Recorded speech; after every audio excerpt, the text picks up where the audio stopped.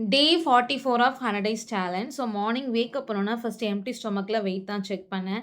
நேத்து கம்பேர் பண்றதுக்கு இன்னைக்கு வந்து எனக்கு 650 கிராம்ஸ் வந்து வெயிட் லூஸ் ஆயிருக்கு. தென் என்னோட ஃபர்ஸ்ட் ட்ரிங்க்குக்கு வந்து ஓவர் நைட் சோக் பண்ணியிருந்த ஜீரா வாட்டர் தான் நான் பாயில் பண்ணி எடுத்துக்கிட்டேன். இன்னைக்கும் என்னோட பிரேக்ஃபாஸ்ட் வந்து நேத்து சாப்பிட்ட மாரி ஓவர் நைட் ஓட்ஸ் தான். டே பிஃபோர் எஸ்டர்டேவே நான் வந்து 2 பேட்ச்சா நான் வந்து ரெடி பண்ணி வச்சுட்டேன் இந்த பவுல்ல. ஸோ, அதில வந்து 2வது பேட்ச் தான் இன்னைக்கு எடுத்துக்கிட்டேன். நேத்து சாப்பிட்டத விட இன்னைக்கு செம்ம டேஸ்ட்டா இருந்துச்சு. ஸோ, அகைன் வந்து ஆப்பிள் தான் ஆட் பண்ணி எடுத்துக்கிட்டேன். தென் வந்து இன்னைக்கு மத்தியானம் லஞ்சுக்கு வந்து எனக்கு நேத்தே வந்து சன்னா பிரியாணி சாப்பிடணும் போல இருந்துச்சு.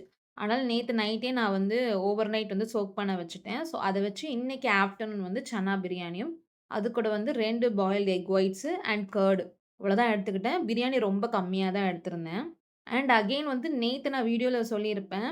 5:00 பிஃபோரே வந்து டீ, காஃபி நான் எடுத்துக்க போறேன். ஏன்னா, எனக்கு வந்து தூங்குறது கொஞ்சம் கஷ்டமா இருக்குன்னு. ஸோ, பிஃபோர் 5:00 இன்னைக்கு வந்து என்னோட டீய நான் எடுத்துக்கிட்டேன். 100 எம்எல் தான் நான் டீ எடுத்திருந்தேன். வித்தவுட் சுகரோட தான் எடுத்திருந்தேன்.